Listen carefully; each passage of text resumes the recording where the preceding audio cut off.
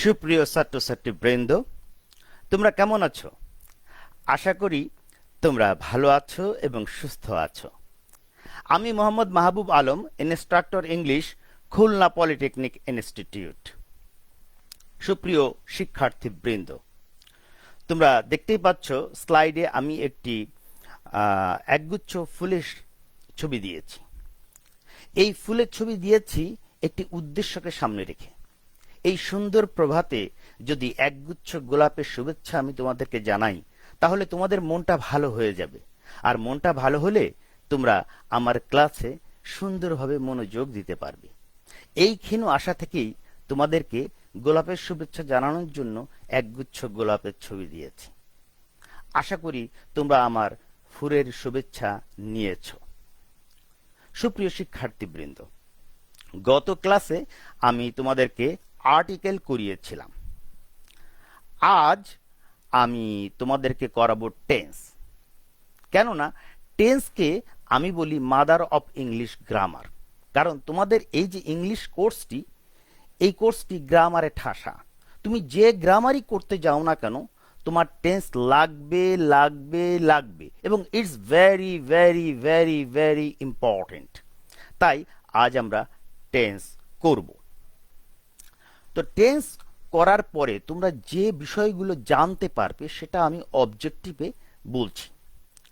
Students can be familiar with tense, অর্থাৎ তোমরা tense সম্পর্কে পরিচিত হতে পারবে। তারপরে trace different kinds of tenses, তোমরা বিভিন্ন সেন্টেন্স থেকে কোনটি কোন টেন্স এটি নির্ণয় করতে পারবে। তারপরে রাইট সেন্টেন্সেস অ্যাপ্রোপ্রিয়েটলি, তোমরা সঠিকভাবে সেন্টেন্স লিখতে পারবে। শুধু লিখতে পারবে না, সঠিকভাবে ইংরেজিতে কথাও বলতে পারবে। এই জন্য টেন্স খুবই গুরুত্বপূর্ণ। সুপ্রিয় শিক্ষার্থীবৃন্দ, আমি আগেই বলেছি টেন্স অত্যন্ত গুরুত্বপূর্ণ। তবে টেন্স শুরু করার আগে দু লাইনের একটি কথা বলিনি। সেটি হচ্ছে এই যে সাফিহার মা সাফিহাকে বলেছে, এই কল থেকে পানি নিয়ে আয়, কলসে পানি নেই। সাফিয়া কলে পানি আনতে গেল। সাফিয়া কল চেপে যাচ্ছে, কিন্তু কলস ভরছে না। তখন সাফিয়ার মা ডাকছে, এই সাফিয়া, পানি নিয়ে আয়, তাড়াতাড়ি পানি নিয়ে আয়। সাফিয়া বলছে, আম্মু কলস তো ভরছে না। কতক্ষণ পর সাফিয়ার মা যখন কলের গোড়ায় গেল, গিয়ে দেখলো সাফিয়া কল চেপে যাচ্ছেই, কিন্তু কলসের মুখটি অন্যদিকে ঘোরানো, অর্থাৎ কলের পানিটি কলসে না পড়ে বাইরে পড়ে যাচ্ছে। তখন সাফিয়ার মা কলসের মুখটি কলের মুখের দিকে একেবারে সোজাসুজি করে দিল, এবং একটু পরেই কলসটি ভরে গেল। তার মানে কি? তার মানে হচ্ছে বক্তা এবং শ্রোতা এটা যদি মুখোমুখি না হয় তাহলে কলস ভরে না, তাহলে আলোচনা সার্থক হয় না। আমি ক্লাস নিচ্ছি, তোমরা যদি 100% মনোযোগ দাও তাহলে আমাদের এই ক্লাসটি সার্থক হবে, কলসটি ভরে যাবে। আমার বিশ্বাস তোমরা আমার ক্লাসে মনোযোগ দিয়েছ। আসো, টেন্স কি? টেন্স এই শব্দটি এসেছে ল্যাটিন শব্দ টেম্পাস থেকে। টেম্পাসের অর্থ হচ্ছে সময়। ল্যাটিনে টেম্পাসকে বলে সময়। আর এটা যখন ইংরেজিতে এসে টেন্স হলো, তখন এর অর্থ হচ্ছে সময় বা কাল, অর্থাৎ অর্থ একই আছে। টেন্স মানে কাল বা সময়। এই টেন্স কাকে বলে? ক্রিয়া সংগঠিত হবার সময়কে টেন্স বলে। কাকে বলে? ক্রিয়া সংগঠিত হবার সময়কে টেন্স বলে। এখন যদি তোমাদেরকে কেউ জিজ্ঞাসা করে, বলো তো টেন্স কাকে বলে, পারবে না? অবশ্যই পারবে। কি বলবে? ক্রিয়া সংগঠিত হবার সময়কে টেন্স বলে। এই টেন্স হচ্ছে তিন প্রকার: present tense, past tense, future tense. আবার প্রতিটি টেন্স চার প্রকার করে। প্রেজেন্ট টেন্স চার প্রকার, পাস্ট টেন্স চার প্রকার, এবং ফিউচার টেন্স চার প্রকার। প্রেজেন্ট টেন্সের মধ্যে রয়েছে present indefinite, present continuous, present perfect, present perfect continuous tense. পাস্টের মধ্যে রয়েছে past indefinite, past continuous, past perfect, past perfect continuous tense. এবং ফিউচারের মধ্যে রয়েছে future indefinite, future continuous, future perfect এবং future perfect continuous tense. Total হচ্ছে 12টি টেন্স। তবে আমি, সুপ্রিয় ছাত্রছাত্রীবৃন্দ, তোমাদের সুবিধার্থে আমি টেন্স কিছু কমিয়ে নিয়ে এসেছি। অর্থাৎ 12টি টেন্স আমরা করব না, আমরা 9টি টেন্স করব। অর্থাৎ প্রেজেন্ট থেকে প্রথম তিনটি, পাস্ট থেকে প্রথম তিনটি এবং ফিউচার থেকে প্রথম তিনটি, টোটাল হলো 9টি। এই 9টি টেন্সের সংজ্ঞা এবং গঠন যদি তোমরা জানো এবং বোঝো, তাহলে যে কোনো গ্রামার তোমরা সঠিকভাবে করতে পারবে। তো চলো আমরা প্রেজেন্ট টেন্স দিয়ে শুরু করি।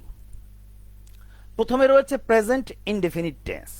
প্রেজেন্ট ইনডেফিনিট টেন্স কাকে বলে? বর্তমানকালে সাধারণত কোনো কাজ হয় বা চলে যদি এরকম বোঝায়, তাকেই প্রেজেন্ট ইনডেফিনিট টেন্স বলে। যেমন আই ইট রাইস, আমি ভাত খাই। হি গোজ টু স্কুল, সে স্কুলে যায়। এছাড়া হ্যাবিচুয়াল ফ্যাক্ট যদি হয় অথবা ইউনিভার্সাল ট্রুথ যদি হয়, সেটাও present indefinite tense. Present indefinite টেন্সের গঠন হচ্ছে, প্রথমে থাকবে সাবজেক্ট। দেখো আমি একটা স্ট্রাকচার দিয়েছি। প্রথমে থাকবে সাবজেক্ট, তারপরে থাকবে পিএফভি। পিএফভি কি সেটা এই যে আমি ব্যাখ্যা করেছি, প্রেজেন্ট ফর্ম অফ ভার্ব, অর্থাৎ ভার্বের প্রেজেন্ট ফর্ম। তোমরা জানো ভার্বের 3টি রূপ রয়েছে, প্রেজেন্ট, পাস্ট, পাস্ট পার্টিসিপল, 3টি। তাহলে ভার্বের রূপ রয়েছে কটি? 3টি। তাহলে আমরা সাবজেক্টের পরে যদি মূল ভার্বের প্রেজেন্ট ফর্ম হয়, তাহলে সেটা হচ্ছে প্রেজেন্ট ইনডেফিনিট টেন্স। যেমন উদাহরণ দেখো, আই ড্র এ পিকচার, আমি একটি ছবি আঁকি। দেখো প্রথমে রয়েছে আই সাবজেক্ট, তারপর রয়েছে মূল ভার্বের প্রেজেন্ট ফর্ম ড্র, তাহলে এটা present indefinite tense, I draw a picture. এরপরে রয়েছে হি ডাজ দি জব। দেখো এখানে হি হচ্ছে সাবজেক্ট, তারপর ডাজ হচ্ছে মূল ভার্বের প্রেজেন্ট ফর্ম। তাহলে এখানে ডাজ কেন হলো? ডু হচ্ছে মূল ভার্ব, ডাজ কেন হলো? কারণ প্রেজেন্ট ইনডেফিনিট টেন্সে সাবজেক্ট যদি থার্ড পারসন সিঙ্গুলার নাম্বার হয়, তাহলে ভার্বের শেষে এস বা ইএস যুক্ত হয়। তো এই জন্য আমরা ডুকে ডাস করেছি, হি ডাজ দি জব। এরপর রয়েছে ইউ ইনভাইট মি, তারপর রয়েছে দি earth moves round the sun. দেখো the earth third person singular number, এর জন্য মুভের সাথে এস যুক্ত হয়েছে, moves. The earth moves round the sun. এগুলো হচ্ছে সব প্রেজেন্ট ইনডেফিনিট টেন্সের উদাহরণ। আশা করি প্রেজেন্ট ইনডেফিনিট টেন্স তোমরা বুঝতে পেরেছো। এখন যদি কয়েকটি সেন্টেন্স তোমাদেরকে দেওয়া হয়, সেখানে যদি প্রেজেন্ট ইনডেফিনিট টেন্স থাকে, তোমরা খুঁজে বের করতে পারবে না? অবশ্যই পারবে। দেখবে যে কোন সেন্টেন্সে সাবজেক্টের পরে মূল ভার্বের প্রেজেন্ট ফর্ম রয়েছে। সাবজেক্টের পরে মূল ভার্বের প্রেজেন্ট ফর্ম থাকলেই সেটি প্রেজেন্ট ইনডেফিনিট টেন্স। এরপরে আমরা যাব প্রেজেন্ট কন্টিনিউয়াস টেন্সে। প্রেজেন্ট কন্টিনিউয়াস টেন্স কাকে বলে? বর্তমানকালে কোনো কাজ হচ্ছে বা চলছে যদি এরকম বোঝায়, তাহলে তাকে প্রেজেন্ট কন্টিনিউয়াস টেন্স বলে। যেমন এখন আমি তোমাদেরকে পড়াচ্ছি, তোমরা আমার সাথে পড়ছো, এই কাজটি চলছে, এটা হচ্ছে প্রেজেন্ট কন্টিনিউয়াস টেন্স। এর গঠন হচ্ছে, প্রথমে থাকবে সাবজেক্ট, তারপরে সাবজেক্ট অনুসারে অ্যাম, ইজ অথবা আর, তারপরে মূল ভার্বের প্রেজেন্ট ফর্ম, তার সাথে আইএনজি যুক্ত হবে, হলেই এটা প্রেজেন্ট কন্টিনিউয়াস টেন্স হয়ে গেল। যেমন উদাহরণে আমি বলছি, তোমরা দেখো, আই অ্যাম ড্রিঙ্কিং ওয়াটার। এখানে সাবজেক্ট হচ্ছে আই, তারপরে হেল্পিং ভার্ব অ্যাম বসেছে, তারপর মূল ভার্ব হচ্ছে ড্রিঙ্ক, মূল ভার্ব প্রেজেন্ট ফর্ম, এর সাথে আইএনজি যুক্ত হয়েছে, আই অ্যাম ড্রিঙ্কিং ওয়াটার হয়ে গেল প্রেজেন্ট কন্টিনিউয়াস টেন্স। একইভাবে he is doing the job, you are reading newspaper, they are working in the lab. এগুলো সব হচ্ছে প্রেজেন্ট কন্টিনিউয়াস টেন্সের উদাহরণ। They are working in the lab, তারা ল্যাবে কাজ করছে, তার মানে কাজটি এখন চলছে। আশা করি তোমরা প্রেজেন্ট কন্টিনিউয়াস টেন্সটি বুঝতে পেরেছো। এরপরে রয়েছে present perfect tense. Present perfect tense কাকে বলে? প্রিয় শিক্ষার্থীবৃন্দ, মনে করো কোনো কাজ এইমাত্র শেষ হয়েছে, তার ফল এখনো বর্তমান রয়েছে, যদি এরকম বোঝায়, সেটা হচ্ছে প্রেজেন্ট পারফেক্ট টেন্স। বুঝতে পেরেছ? এইমাত্র কোনো কাজ শেষ হয়েছে, সেটা হচ্ছে প্রেজেন্ট পারফেক্ট টেন্স। এর গঠন হচ্ছে, প্রথমে হবে সাবজেক্ট, তারপরে সাবজেক্ট অনুসারে হ্যাভ অথবা হ্যাজ, তারপরে ভিপিপি। ভিপিপি মানে পাস্ট পার্টিসিপল অফ ভার্ব, অর্থাৎ ভার্বের পাস্ট পার্টিসিপল। তাহলে প্রথমে সাবজেক্ট, তারপর সাবজেক্ট অনুসারে হ্যাভ অথবা হ্যাজ, তারপরে ভার্বের পাস্ট পার্টিসিপল। যদি এই হয়, সেটা হবে প্রেজেন্ট পারফেক্ট টেন্স। আশা করি প্রেজেন্ট পারফেক্ট টেন্সের গঠনটি তোমরা বুঝতে পেরেছো। আসো উদাহরণ দেখি। I have done the job. দেখো আই হচ্ছে সাবজেক্ট, তারপরে হ্যাভ বসেছে, তারপরে ডু এর পাস্ট পার্টিসিপল ডান, ডান বসেছে, তাহলে I have done the job, present perfectness. এরপর একইভাবে হি হ্যাজ বট এ কার, সে একটি গাড়ি কিনেছে। তো উদাহরণে যখন আমরা কিনবো তখন দামি জিনিসই কিনি, গাড়ি কিনতে যাবো কেন, আমরা বলতে পারি he has bought an aeroplane, সে একটি অ্যারোপ্লেন কিনেছে, হয়ে গেল প্রেজেন্ট পারফেক্ট টেন্স। এরপরে you have sold a car, they have played well, এগুলো সব হচ্ছে প্রেজেন্ট পারফেক্ট টেন্স। অবশ্যই এখন তোমরা পারবে, অর্থাৎ যখনই দেখবে কোনো সেন্টেন্সে সাবজেক্টের পরে হ্যাভ অথবা হ্যাজ আছে এবং মূল ভার্বের পাস্ট পার্টিসিপল আছে, সেটা হচ্ছে প্রেজেন্ট পারফেক্ট টেন্স। সুপ্রিয় শিক্ষার্থীবৃন্দ, সময় গেলে সাধন হবে না, দিনের সাধন দিনে তুমি কেন জানলে না, সময় গেলে সাধন হবে না। এই যে লালনের একটা বিখ্যাত গান আছে না, যে সময় গেলে আর সাধন হবে না, অর্থাৎ সময়ের সদ্য ব্যবহার করতে হবে, সময়ের সঠিক ব্যবহার করতে হবে। তোমরা হচ্ছে এখন ছাত্র, তোমরা যদি এখন সময়কে সঠিকভাবে ব্যবহার করো, অর্থাৎ সময় মতো মনোযোগ দিয়ে ক্লাস করো, মনোযোগ দিয়ে পড়াশোনা করো, তাহলে সময়ের সদ্য ব্যবহার হবে, এবং এটা যদি হয় তাহলে তোমাদের জীবনটা সুন্দর হবে, সার্থক হবে। চলো পরবর্তী টেন্সে যাই, past indefinite tense. Past indefinite tense কাকে বলে? অতীতকালে কোনো কাজ হয়েছিল বা ঘটেছিল, যদি এরকম বোঝায় সেটা হচ্ছে পাস্ট ইনডিফিনিট টেন্স।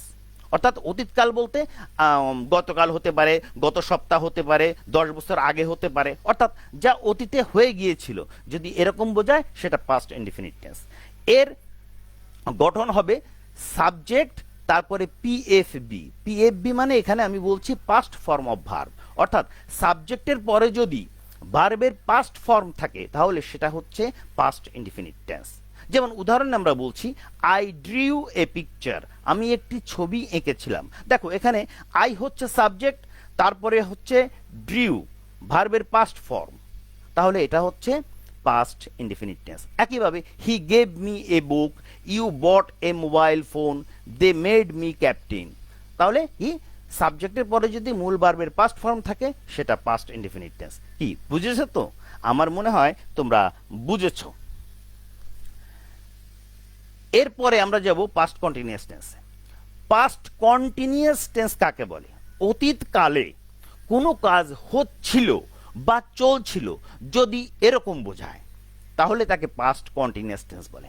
অর্থাৎ অতীতকালে কোনো কাজ হচ্ছিল বা চলছিল যদি এরকম বোঝায় সেটা হচ্ছে পাস্ট কন্টিনিউয়াস টেন্স। এর গঠন হচ্ছে প্রথমে থাকবে সাবজেক্ট, তারপরে ওয়াজ অথবা ওয়ার, তারপরে ভার্বের প্রেজেন্ট ফর্মের সাথে আইএনজি যুক্ত হবে, অর্থাৎ মূল ভার্বের সাথে আইএনজি যুক্ত হবে। অর্থাৎ সাবজেক্ট, তারপর ওয়াজ অথবা ওয়ার, তারপর মূল ভার্বের সাথে আইএনজি যুক্ত হলেই সেটা পাস্ট কন্টিনিউয়াস টেন্স হয়ে যাবে। যেমন উদাহরণে আমি বলছি আই ওয়াজ ক্যাচিং ফিশ, দেখো এখানে সাবজেক্ট হচ্ছে আই, তারপরে বসেছে ওয়াজ, এরপর ক্যাচ হচ্ছে মূল ভার্ব, এর সাথে আইএনজি যুক্ত হয়েছে, তাহলে আই ওয়াজ ক্যাচিং ফিশ, আমি মাছ ধরছিলাম, তার মানে কি অতীতকালে কাজটি চলছিল।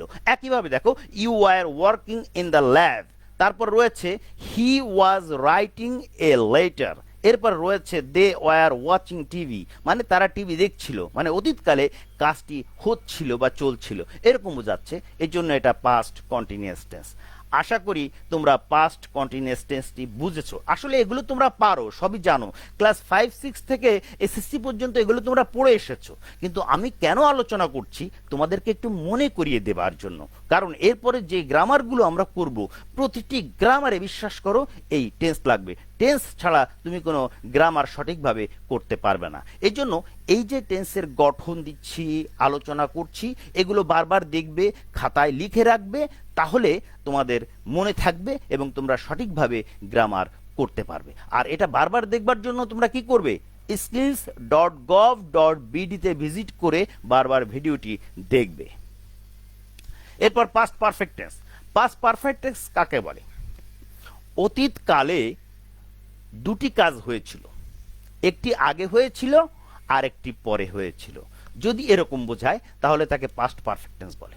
অর্থাৎ আরেকটু সহজ করে বলি, অতীতকালে দুটি কাজ হয়েছিল, একটি আগে হয়েছিল আর একটি পরে হয়েছিল, যদি এরকম বোঝায় তাহলে তাকে পাস্ট পারফেক্ট টেন্স বলে।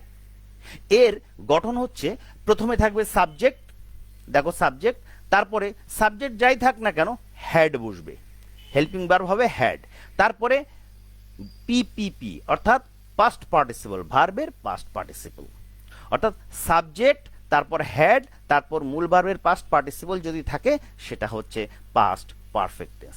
যেমন উদাহরণে আমি বলছি the patient had died before the doctor came, doctor আসার আগে রোগীটি মারা গেল। দেখো অতীতকালে দুটি কাজ হলো, রোগী মারা গেল আর ডাক্তার এলেন, দুটি কাজ হলো না?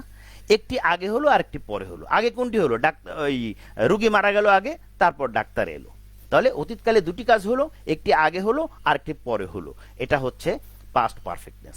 এই যে the patient had died before the doctor came, এই উদাহরণটি হচ্ছে একটি ট্র্যাডিশনাল উদাহরণ, বিখ্যাত উদাহরণ, অ্যানশিয়েন্ট উদাহরণ। কারণ আমি যখন ছাত্র ছিলাম তখন আমি আমার স্যারের কাছে পাস্ট পারফেক্টনেস শিখেছিলাম এই উদাহরণ দিয়েই। আর আমার বাবা যখন শিখেছিল আমার বাবাও মনে হয় এই উদাহরণ দিয়েই শিখেছিল। এবং আমার মনে হয় তোমরা যখন তোমাদের ছেলে মেয়েদেরকে পাস্ট পারফেক্টনেস শেখাবে তখন এই উদাহরণ দিয়েই শেখাবে। এই জন্য বলছিলাম এটা একটা ট্র্যাডিশনাল উদাহরণ। এছাড়া এরপরে উদাহরণ রয়েছে he had done the work successfully, এটাও পাস্ট পারফেক্ট টেন্স। এরপর you had finished the job. এরপরে ডি নাম্বারে রয়েছে the train had left before we reached the station. একই দেখো যে এই ট্রেন হচ্ছে সাবজেক্ট, তারপর হেড বসেছে, আর লিভের পাস্ট পার্টিসিপল হচ্ছে লেফট, তাহলে এটা পাস্ট পারফেক্ট টেন্স। এই যে দুটো কাজ হয়েছে, একটি আগে একটি পরে দেওয়াই আছে। আশা করি পাস্ট পারফেক্ট টেন্স তোমরা বুঝতে পেরেছো। এখন তোমাদেরকে কেউ যদি জিজ্ঞাসা করে পাস্ট পারফেক্ট টেন্স কাকে বলে, অবশ্যই তোমরা বলতে পারবে অতীতকালে দুটি কাজ হয়েছিল, একটি আগে আর একটি পরে, সেটাই হচ্ছে পাস্ট পারফেক্ট টেন্স। এছাড়া যদি গঠন জিজ্ঞাসা করে তোমরা বলতে পারবে সাবজেক্ট, সাবজেক্টের পরে হ্যাড, হ্যাডের পরে মূল ভার্বের পাস্ট পার্টিসিপল থাকলেই সেটা পাস্ট পারফেক্ট টেন্স। আশা করি বুঝতে পেরেছো। এবার আমরা যাব ফিউচার ইনডিফিনিট টেন্সে। ফিউচার ইনডিফিনিট টেন্স কাকে বলে? প্রিয় শিক্ষার্থীবৃন্দ, ভবিষ্যতে কোনো কাজ হবে যদি এরকম বোঝায়, বা আগামীতে কোনো কাজ হবে যদি এরকম বোঝায়, সেটা হচ্ছে ফিউচার ইনডিফিনিট টেন্স। এর গঠন হচ্ছে প্রথমে থাকবে সাবজেক্ট, তারপরে সাবজেক্ট অনুসারে শ্যাল অথবা উইল, তারপরে মূল ভার্বের প্রেজেন্ট ফর্ম পিএফভি। পিএফভি মানে হচ্ছে প্রেজেন্ট ফর্ম অফ ভার্ব, এটা আমি ব্যাখ্যা করেছি, এখানে তোমরা দেখতেই পাচ্ছ।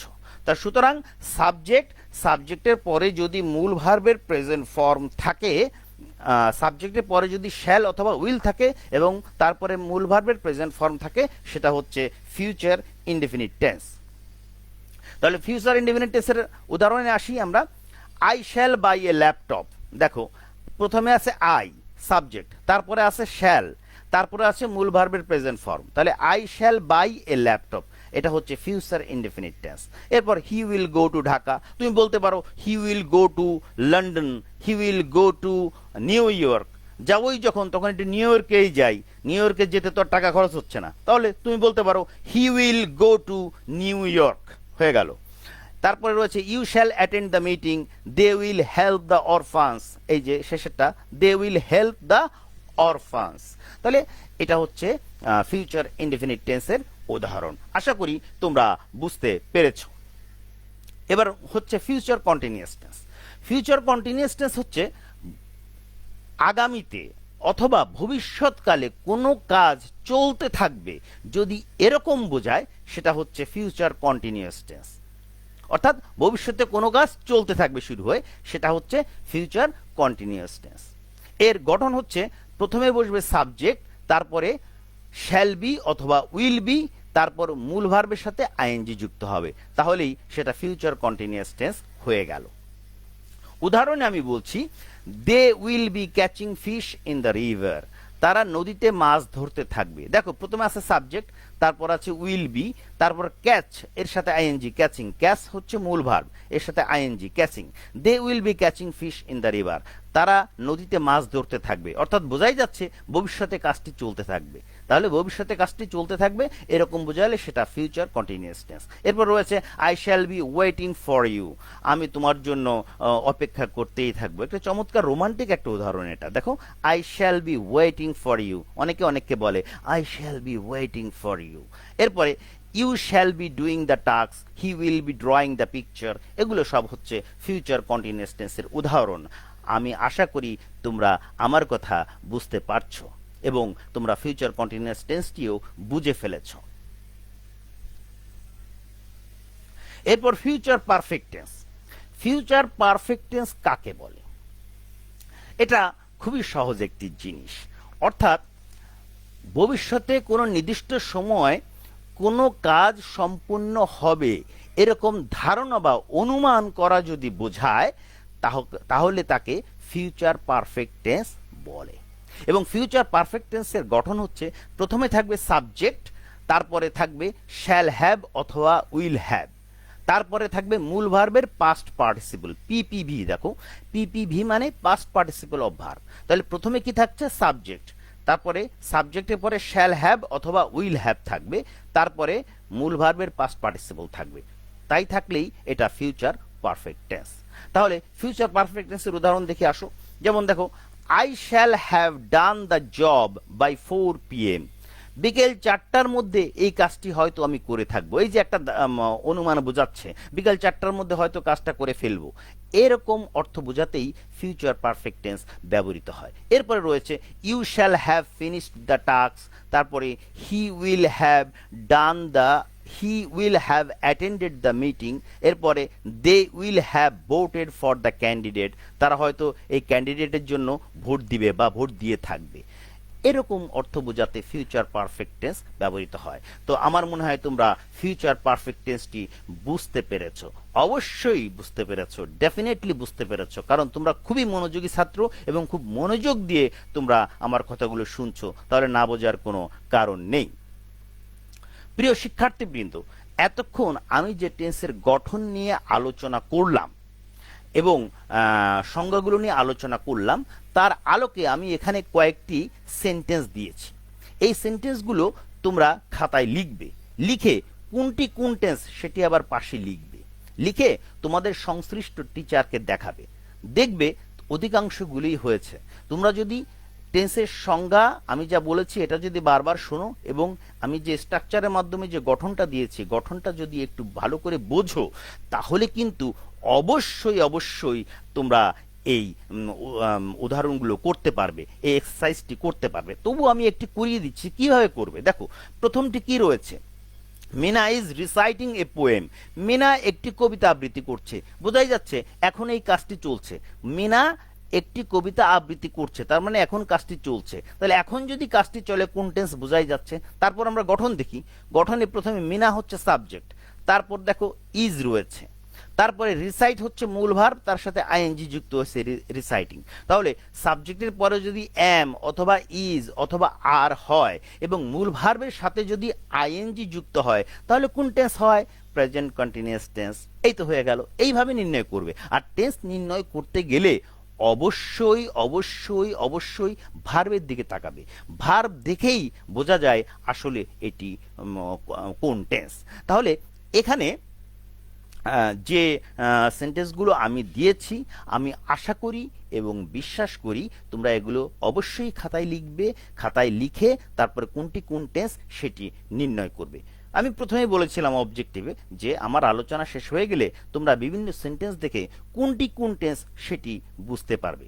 তো আমার মনে হয় এখন সেটি তোমরা প্র্যাকটিস করলেই বুঝতে পারবে। Practice practice and practice, practice makes a man perfect my dear students. Practice ছাড়া কিছুই হয় না। প্র্যাকটিস করলেই একজন মানুষ দক্ষ হতে পারে, স্কিলড হতে পারে। এটা তোমরা সবাই জানো, সবাই বলে থাকে, তাই আমিও তোমাদেরকে বলছি। একই ঢোল বারবার পিটাচ্ছি আর কি, যে তোমাদেরকে প্র্যাকটিস করতে হবে। একটু যদি মনোযোগ দিয়ে প্র্যাকটিস করো তাহলে এই জিনিসগুলো সুন্দরভাবে তোমরা ধরতে পারবে এবং গ্রামারগুলো সঠিকভাবে করতে পারবে। আর টেন্স এমন একটা জিনিস, এটা কিন্তু সারা জীবন কাজে লাগবে তোমার, শুধু স্টুডেন্ট লাইফে না, কর্মজীবনেও তোমার কিন্তু এই জিনিসগুলো কাজে লাগবে। তো সুপ্রিয় ছাত্রছাত্রী বৃন্দ, আমরা প্রায় শেষ পর্যায়ে চলে এসেছি, সময়ও প্রায় শেষের দিকে। তো এখানে একটি কথা বলবো যে প্র্যাকটিস করবার জন্য তোমরা অবশ্যই skills.gov.bd তে ভিজিট করবে। ভিজিট করে এই ভিডিওগুলো বারবার দেখবে। যতই দেখবে ততই শিখবে। তার মধ্যেও হয়তো অনেকে বলবে, স্যার, সম্পূর্ণ বিষয়টি আমি ভালো করিয়া বুঝিয়া ফালাইয়াছি। আবার অনেকে বলবে, স্যার, একটু একটু বুঝিয়াছি, পুরোটা বুঝিতে পারি নাই। আবার অনেকে আছে, স্যার, কি বলিলেন কিছুই বুঝিতে পারিলাম না।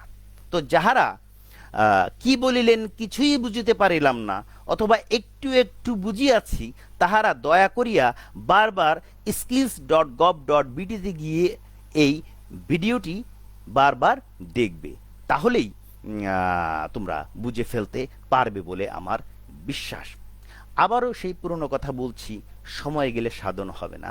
অর্থাৎ সময় থাকতে থাকতে সাধন করতে হবে, সময় থাকতে থাকতে মনোযোগ দিয়ে লেখাপড়া করতে হবে। আর একটি কথা, ঈদ চলে এসেছে, 4-5 দিন পরে হয়তো ঈদ হবে। তো এবারের ঈদ অবশ্যই তোমরা ঘরের মধ্যে করবে, ঘরের মধ্যে খাওয়া দাওয়া করবে, আনন্দ করবে, ফুর্তি করবে, বাইরে যাবার কোনো দরকার নেই। আর ঈদের নামাজ অবশ্যই স্বাস্থ্যবিধি মেনে পড়বে, আইন কানুন মেনে অবশ্যই ঈদের নামাজ পড়বে। Be careful. এছাড়া একটা ঝড়ও আসছে, সবাই সাবধান থাকবে। তো আজকে আর বেশি কথা বলবো না, আবারও তোমাদের সাথে কথা হবে, আবারও তোমাদের সাথে আলোচনা হবে পরবর্তী ক্লাসে, শিডিউল ডেটে, শিডিউল টাইমে। সে পর্যন্ত তোমরা সবাই ভালো থাকো, সুস্থ থাকো এবং নিরাপদে থাকো, এই প্রত্যাশা রেখে আজকের মতো এখানেই শেষ করছি। Good bye.